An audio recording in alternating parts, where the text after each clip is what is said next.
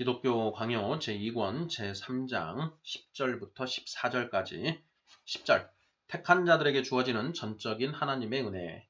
하나님께서 의지를 움직이시는 방식은 지나간 여러 시대에 걸쳐서 가르치고 믿어온 바, 하나님께서는 의지를 움직이신 다음 의지에 순종하는가 거부하는가를 선택하는 일을 우리에게 맡기셨다는 것과는 달리 그 의지를 효과적으로 지도하시는 것이다.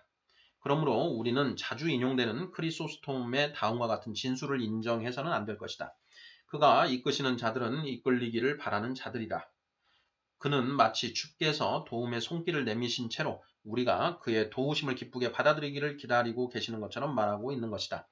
사람이 아직 올바른 상태에 있을 동안에는 사람이 어느 쪽으로도 다 기울 수 있는 처지에 있었다는 것은 우리도 인정한다. 그러나 하나님께서 우리 속에 의지를 주시고 역사하시지 않는 한 인간의 자유의지가 얼마나 비참한 처지에 있는가를 인간 자신의 모범을 통해서 분명히 보여주셨으니 하나님의 은혜가 그처럼 적은 분량으로만 우리에게 베풀어진다면 과연 우리는 어떻게 되겠는가? 그런데도 우리는 우리의 감사할 줄 모르는 자세로 그 은혜를 가리고 보잘것없는 것으로 만드는 것이다. 사도는 우리가 받아들일 경우에 우리에게 선한 의지의 은혜가 베풀어지는 것이 아니라 하나님께서 그 은혜가 우리 속에서 역사하기를 원하신다고 가르치는 것이다. 곧 주께서 그의 성령으로 말미암아 우리 마음을 지도하시며 기울게 하시며 다스리시고 또한 그 마음을 자신의 소유로 여기사 그 속에서 통치하신다는 것이다. 사실 여호와께서는 에스겔을 통하여 그가 자기의 택하신 자들에게 새 영을 주셔서 그의 계명을 따라 행할 수 있도록 하실 것이며 또한 그들이 실제로 그렇게 행하도록 하시겠다고 약속하시는 것이다.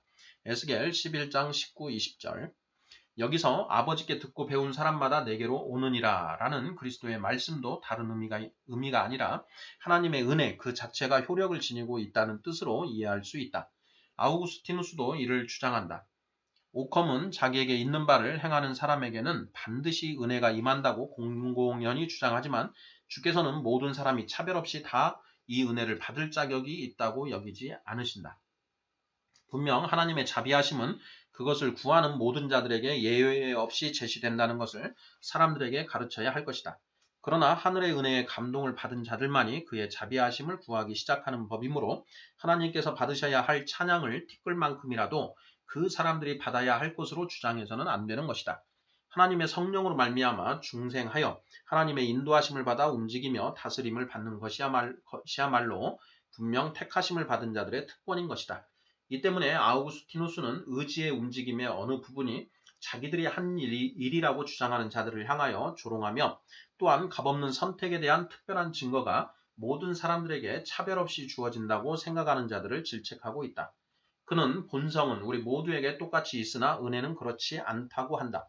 아우구스티누스는 하나님께서 친히 원하시는 자들에게 베푸시는 것이 전반적으로 모든 사람에게 다 주어진다는 견해를 가리켜 그저 허망함만으로 번쩍이는 유리처럼 깨어지기 쉬운 교묘한 재치라고 부르고 있다.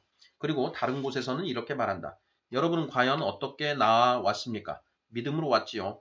여러분 스스로 올바른 길을 찾았다고 생각하는 동안에 그 올바른 길에서 벗어나 망하지 않을까 두려워하십시오. 여러분은 말하기를 내가 나 자신의 자유로운 선택으로 나 자신의 자유의지로 나아간 곳이라고 합니다. 여러분 어째서 그렇게 우쭐해져 있습니까? 그것 또한 여러분에게 베풀어진 것임을 알고 있습니까? 주께서 하시는 말씀을 들으세요. 아버지께서 이끌지 아니하시면 아무도 내게 올 수 없으니 라고 말씀하십니다. 또한 다음의 요한의 말씀에서 우리는 경건한 자들의 마음이 하나님께 효과적으로 지배를 받아 그들이 흔들리지 않는 의지로 그를 따르게 된다는 사실을 확고한 결론으로 삼을 수 있을 것이다. 하나님께로부터 난 자마다 죄를 짓지 아니하나니 이는 하나님의 씨가 그의 속에 거함이요. 요한일서 3장 9절. 궤변가들은 사람들이 자유로이 순종할 수도 있고 거부할 수도 있는 소위 중간적인 움직임을 상상하지만 그것은 결코 가당치 않은 것이다. 끝까지 변치 않는 유효적인 견인의 가르침이 그것을 배제하기 때문이다. 11절 견인도 하나님의 은혜임. 사람에게 베풀어지는 최초의 은혜에 대하여 개개인이 얼마나 그것을 받아들이는가에 따라 인간의 공로에 비례하여 견인이 주어진다는 식의 사악하기 그지없는 오류가 만연되어 있지 않다면 아무런 의심 없이 견인을 하나님의 값없는 선물로 인정할 것이다. 그런 오류는 하나님의 은혜를 무시하거나 받아들이는 것이 사람의 능력에 달려있다고 생각하는 데에서 생겨난 것이니 그런 생각이 쓸려나가면 그 오류 역시 무너지고 마는 것이다. 그러나 이 오류는 사실 이중적인 것이다. 최초의 은혜에 대하여 감사하며 그것을 정당하게 사용하면 그 이후에 상급으로 선물들이 주어진다고 가르치며, 또한 그 은혜가 단독으로 우리 속에서 역사하는 것이 아니라 우리와 함께 협력하는 것일 뿐이라고도 가르치는 것이다. 전자의 가르침에 대해서 우리는 당연히 다음과 같이 믿어야 마땅하다. 곧 주께서 그의 종들을 날마다 풍성하게 하시며 그들에게 그의 은혜의 새로운 선물들을 쌓아 주시지만, 자신이 그들 속에서 시작하신 그 일을 기쁘게 받으심으로 그들에게 더 큰 은혜를 부어주사 그 일을 계속하게 하신다는 것이다. 무릇 있는 자는 받아 풍족하게 되고 라는 말씀이나 잘하였도다 착하고 충성된 종아 내가 적은 일에 충성하였음에 내가 많은 것을 내게 맡기리니 라는 말씀이 바로 이를 의미하는 것이다. 그러나 여기서 우리는 두 가지를 경계해야 할 것이다. 첫째, 최초에 주어지는 은혜를 정당하게 사용할 때에 그 뒤에 이어지는 은혜들로 상급을 받는다고 말해서는 안 된다는 것. 이는 마치 사람이 자기의 노력으로 하나님의 은혜를 효력 있게 만드는 것처럼 여기는 것이다. 둘째, 상급이 하나님의 값없는 은혜에 속한 것이 아니라고 생각해서는 안 된다는 것. 먼저 받은 은혜를 잘 사용할 때에 그 후에 더 많은 은혜들이 주어지는 그런 하나님의 축복을 신자들이 얼마든지 기대할 만하다는 것은 나도 인정한다. 그러나 단언하건대 은혜를 그렇게 사용하는 것 역시 주께로부터 오는 것이며, 따라서 이에 대한 상급 역시 하나님의 값없는 자비하심에서 나오는 것이다. 그런데 그들은 역사하는 은혜와 협력하는 은혜를 서로 구분하는 낡아 빠진 사고를 악하고도 부적절하게 이용하는 것이다. 아우구스티누스도 그런 구분법을 사용하지만 그러나 적절한 정의를 내림으로써 그것을 완화시키고 있다. 곧 하나님께서는 자신이 역사하심으로써 시작하신 바를 협력하심으로써 완전하게 하신다고 하는 것이다. 동일한 은혜지만 그 효과의 양상이 달라지는 것에 맞추기 위하여 그 이름을 바꾸어 부르는 것이다. 결국 아우구스티누스는 하나님과 사람의 역할을 각기 할당하여 각자가 자기의 부분을 적절히 담당함으로써 상호간에 일치점이 생기게 된다는 식으로 본 것이 아니다. 그는 다만 은혜가 다양하게 늘어난다는 점을 주목하는 것뿐이다. 다른 곳에 나타나는 그의 진술 역시 이런 사실을 보여준다. 그는 사람이 선한 의지를 갖기 이전에 하나님의 수많은 은사들이 선행함으로 선한 의지 그 자체도 하나님의 은사들 가운데 속한 것이라고 하였다. 결국 의지가 사람의 것이라고 주장할 만한 것이 하나도 없는 것이다. 바울도 이 점을 분명히 선언한 바 있다.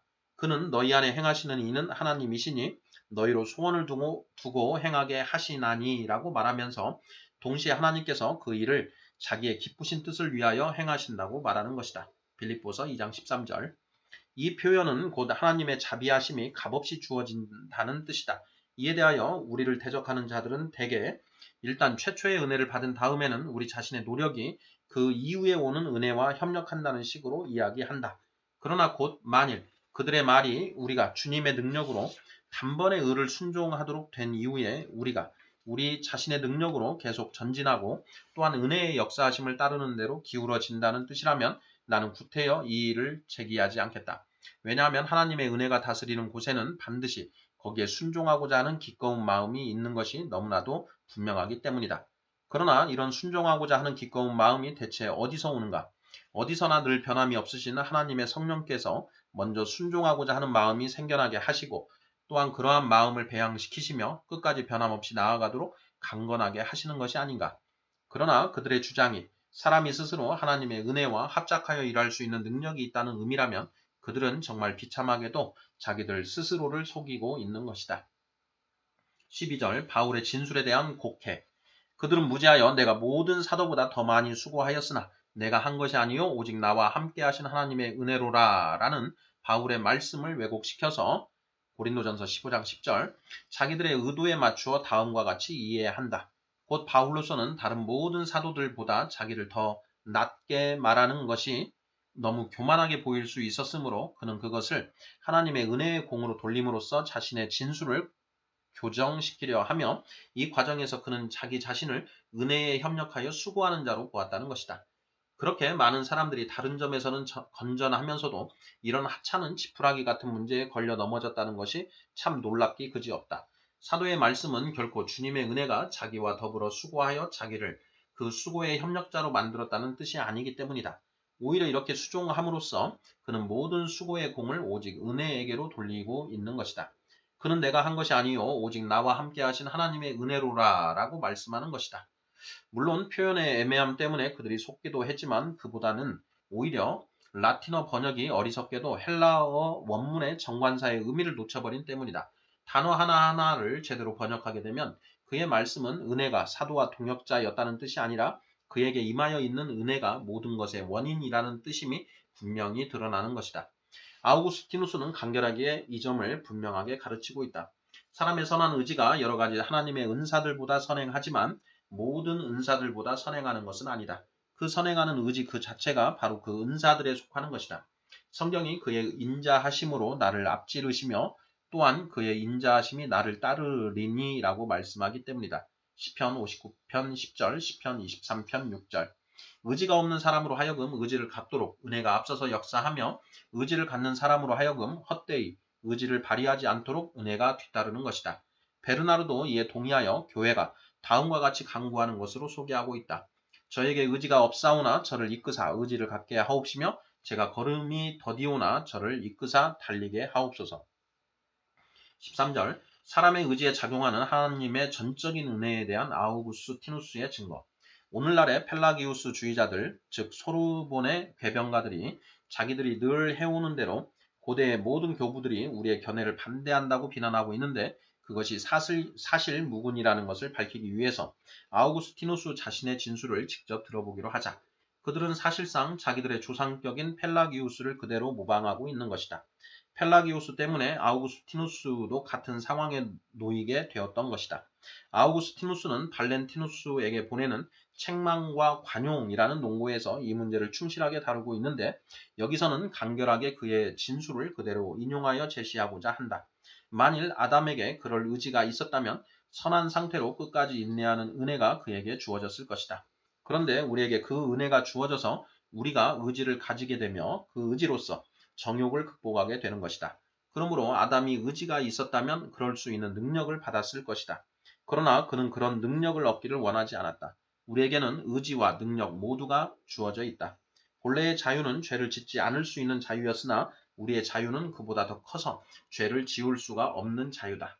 롬바르드는 이 진술을 그릇 해석하여 이것이 불멸 이후에 오는 완전의 상태를 가리키는 것으로 이해하였으나 아우구스티누스는 이런 오해를 불식시키기 위하여 조금 뒤에 가서 다시 분명하게 진술하고 있다. 성도들의 의지가 성령으로 말미암아 감동을 받음으로 그들이 간절히 원하게 되어 그 일을 이룰 수 있게 되는 것이요. 그들이 그렇게 원하게 되도록 하나님께서 역사하시기 때문에 그들이 그렇게 원하게 되는 것이다. 가령 하나님께서 그토록 연약한 상태에 물론 사람이 우쭐해지는 것을 막기 위해서 하나님의 능력이 그런 연약한 상태에서 온전하여지지만 그런 상태에 있는 사람들에게 그들 자신의 의지를 그대로 맡겨두셔서 그들이 의지를 발휘할 경우에 그들이 하나님의 도우심을 받아 끝까지 인내할 능력을 갖게 되도록 해놓으셨으나 한편 그들이 의지를 발휘하도록 하나님께서 그들에게 역사해 주지 않으신다고 가정해보자. 그러면 온갖 유혹과 연약함 속에서 의지 그 자체가 소멸되어 버릴 것이고 결국 사람이 끝까지 인내할 수 없게 되어 버리고 말 것이다. 그러므로 인간의 의지가 아무리 연약할지라도 하나님의 은혜가 거기에 끊임없이 든든히 임하여 도우셔서 그 의지가 소멸되지 않도록 하시는 것이다. 그리고 나서 그는 하나님께서 우리 마음에 역사하실 때에 우리 마음이 필연적으로 거기에 응답한다는 것에 대해서 좀 더 충실하게 논의하고 있다. 그는 말하기를 주께서는 사람들 자신의 의지를 통해서 그들을 이끄시지만 그 의지는 바로 하나님께서 친히 이루신 것이라고 한다. 자, 이렇게 해서 우리는 우리가 얻고자 하는 증거를 아우구스티누스의 직접적인 진술에서 얻었다. 이를 정리하자면 주께서는 은혜를 베풀어 주셔서 누구나 그것을 받아들이든 거절하든 자유로이 선택할 수 있지만 그러나 동시에 마음의 선택과 의지를 형성하는 것 자체가 바로 은혜이므로 그 이후에 이어지는 모든 선행들이 바로 은혜의 열매요 효과이며 은혜로 말미암아 형성되는 의지 이외에는 복종할 다른 의지가 없다는 것이다. 다른 곳에서 그는 또한 오직 은혜만이 우리 속에서 모든 선행을 이루어낸다고 진술하고 있다. 14절 전적으로 은혜에 의지하는 인간의 의지에 대한 아우구스티누스의 가르침. 다른 곳에서 그는 의지가 은혜로 말미암아 제거되는 것이 아니라 악한 상태에서 선한 상태로 바뀌며 또한 선한 상태로 된 다음에는 은혜의 도움을 받는 것이라고 말한다. 이 말은 곧 사람이 마치 외부의 힘에 의해서 강제적으로 움직이듯이 마음의 움직임이 전혀 없이 그렇게 된다는 뜻이 아니라 내적으로 영향을 받아 마음으로부터 순종하게 된다는 뜻이다. 아우구스티누스는 보니파키우스에게 보내는 편지에서 택한 자들에게는 은혜가 다음과 같은 식으로 특별하게 값없이 주어진다고 말하고 있다. 하나님의 은혜가 모든 사람들에게 다 주어지는 것이 아니라는 것을 우리는 잘 알고 있습니다. 은혜가 특정한 사람들에게 주어질 때에 행위의 공로에 따라서나 의지의 공로에 따라서 주어지는 것이 아니고 오직 값없는 은혜로서 주어지는 것입니다. 은혜가 주어지지 않는 자들의 경우에도 하나님의 의로우신 판단 때문에 주어지지 않는 것이라는 것을 우리는 잘 알고 있습니다. 그는 같은 서신에서 사람이 최초의 은혜를 거부하지 않음으로써 공로를 세운 것이고 그 공로에 따라서 은혜가 계속 주어진다는 견해를 강력하게 반박하고 있다. 그는 우리의 행동 하나하나마다 은혜가 필요한데 그 은혜는 우리의 행위에 대한 보상이 아니며 그래야만 은혜가 진정 은혜가 된다는 것을 펠라기우스가 인정하도록 만들고자 한 것이다. 그러나 책망과 관용 제8장의 진술만큼 이 문제를 간결하게 정리해 주는 것은 없다. 거기서 아우구스티누스는 다음과 같이 가르치고 있다. 첫째로 인간의 의지는 자유에 의하여 은혜를 얻는 것이 아니라 은혜에 의하여 자유를 얻는 것이라는 것. 둘째로 그 동일한 은혜를 통하여 마음이 감동을 받아 기쁨이 일어나고 의지가 생겨나 인내하며 절대로 무너지지 않는 강건함을 얻게 된다는 것. 셋째로 은혜가 의지를 지배하는 동안에는 의지가 절대로 무너지지 않으나 은혜가 떠나면 의지는 곧바로 무너지고 만다는 것. 넷째로 하나님의 값없는 긍휼하심으로 말미암아 인간의 의지가 선하게 변화되며 한 번 변화되면 끝까지 그 상태로 인내한다는 것. 다섯째로 인간의 의지를 선하게 변화시키며 또한 변화된 이후 그 상태로 끝까지 인내하는 일은 전적으로 하나님의 뜻에 달려 있으며 절대로 인간의 공로에 달려 있는 것이 아니라는 것이다. 이와 같이 사람에게 남겨져 있는 의지, 원한다면 이것을 자유의지라고 불러도 무방할 것이다. 남겨져 있는 의지는 그가 다른 곳에서 설명하는 바와 같이 은혜가 없이는 하나님께로 돌아설 수도 없고 하나님 안에서 계속 인내할 수도 없는 그런 의지요. 그 능력이 어떻든지 간에 그 모든 능력을 은혜로부터 받는 그런 의지인 것이다.